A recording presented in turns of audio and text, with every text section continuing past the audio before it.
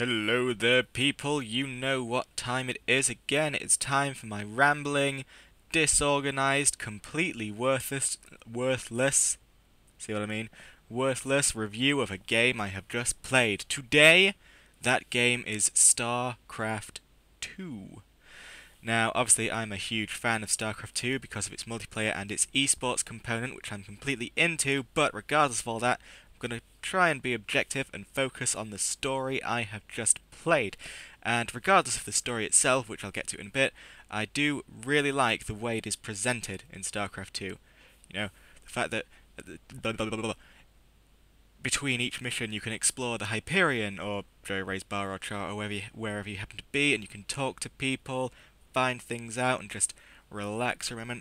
I think that adds a great dimension to the characters that StarCraft 1 really lacked. I mean, I know StarCraft 1 is beloved by many, so I will stress that I'm not bad-mouthing StarCraft 1 at all, which I also love, but a few floating heads briefing each other before and after each mission was very fast-paced and didn't really give you a lot of time to connect with anyone, or really get a sense of where you are, because you went to all these different planets, but it made no difference really. It just there was a 3-second clip saying you are now on this planet, and then you were at the same room with the same talking heads talking. Anyway, um,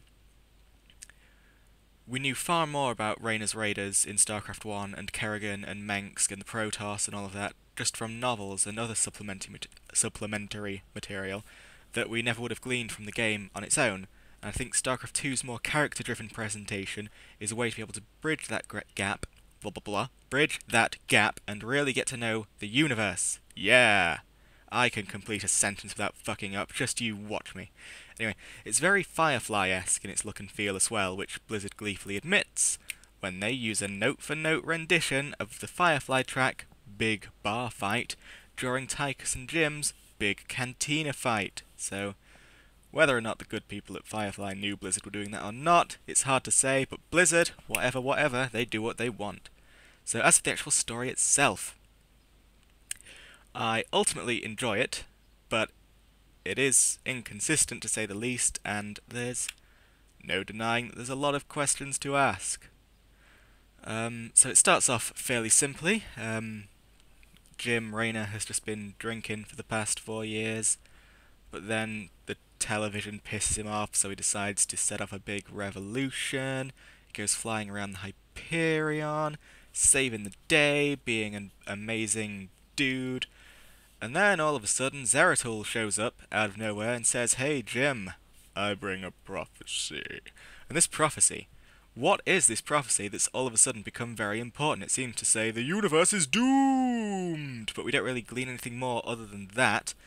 StarCraft 1, that left off with Kerrigan ready to take the Kaprulu sector for herself, with only the vaguest hint of Zelnaka influence through Samir Duran and his hybrids, as seen in that very eclectic secret mission.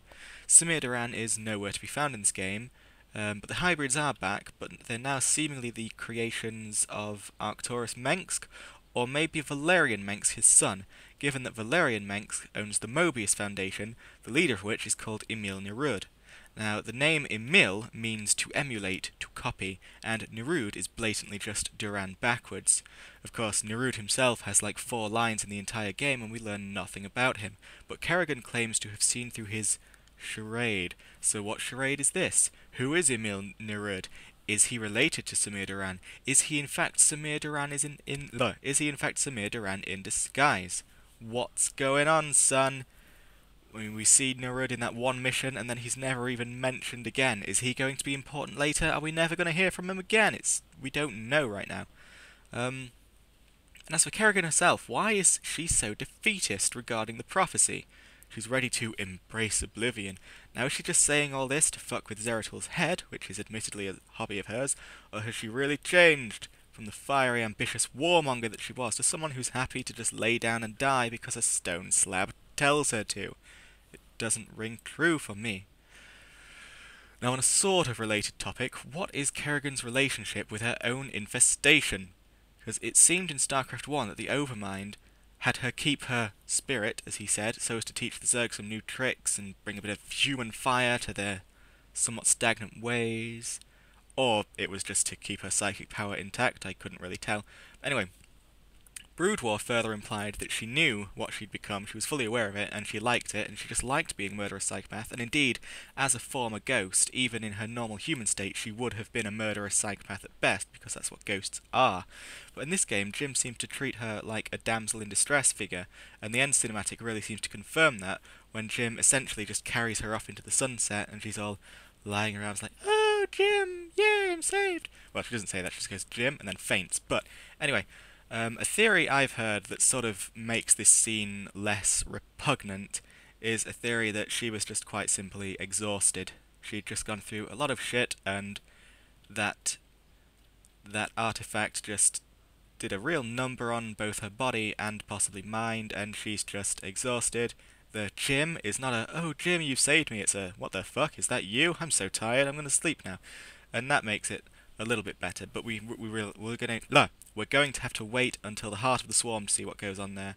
Now, what I've seen of like the trailers and teasers and tweezers and wheezers for the Heart of the Storm seems to imply that she is back to her old murderous tricks in that game, which is good, because I don't want... We, the people, do not want Kerrigan to be a fluffy, happy damsel. She needs to go killing people and loving it, because that's what she is. And as a small note, in fact, in the final mission, right near the end, Kerrigan shouts, "You will pay for this treachery." What does that mean? Who is betraying her? Because it's not us, because we're blatantly her enemies and have been the whole game. So either Blizzard is thinking their dialogue through very, very well, or just not at all. And it's probably the latter, let's be honest. Blizzard don't so much write stories as they do just string one spectacle after another and then go, "Hey!" Which, you know, nothing wrong with that at all. But I just want to know what that line of dialogue meant. It's also a shame that after all this time, the unanswered threads from Starcraft 1 weren't answered. I mean, fans had to wait for 12 years, and that whole Samir Duran thing, which was very mysterious, no word at all about that, just the vaguest hint with that random French dude Narude, so... it's a shame, and it's like all the old questions were just replaced with new... pardon me. Just replaced with new questions, but hey, there is still Heart of the Swarm and Legacy of the Void. It'll all make sense in the end, right? Maybe. And one thing I also want to touch on, just because it grumped me out something fierce, is Dr. Ariel Hansen. She joins you, she has some colonists, they're having some trouble with the Zerg, that's fine. Then, one day, she's like, "Oh no, all my colonists are infested."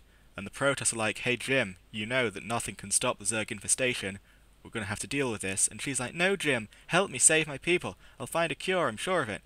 And if you choose to save your people, which according to Blizzard is the canonical choice, so the one that they are regarding closest to their heart as being the proper story choice, Jim fights off the Protoss, and then what? There's no mention of Dr. Ariel Hansen having made a cure. She just swans off to her planet, where there's supposedly an infestation, but it's never brought up again. Did the infestation just go away? What's going on there? And one final thing before I leave. 4 years. 4 years, Blizzard. 4 fucking years. You could have said 10, 20, 30, but you said 4. What was the sodding point? It can't be to reserve the characters' ages, because Protoss are ageless, Kerrigan is infested and could easily be exempt from aging. Jim Raynor already looks way, way, way older than his age of 34 anyway, and Mengsk was at an age where a decade or two here or there probably wasn't going to change him much anyway. So all the other characters in the game are new anyway, so why 4? Why such an unrealistic number? Let us review just a couple of things that happened in 4 years. Mengsk's Dominion, which was built on the ashes of the Shattered Confederacy, which was in turn smashed by the UED, and then Kerrigan's Swarm, has stabilised perfectly, at least within the core worlds. Mengsk's initial rise to power is even described in the game by Donny Vermillion as being in his youth. Why yes, his young, whippersnappy 40-year-old body as opposed to his current, decrepit 44-year-old body. The planet Marsara was 4 years ago completely purged by the Protoss, as in they burned the entire surface of the planet and killed all living things. 4 years later, it would seem the planet is fine. Not only are there not only are there humans kicking about, not cumin, cumin is lovely, but it's not kicking about on Marsara. I didn't see any anyway.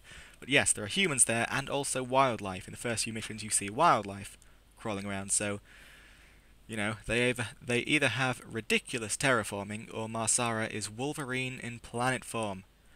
And finally, in just 4 years,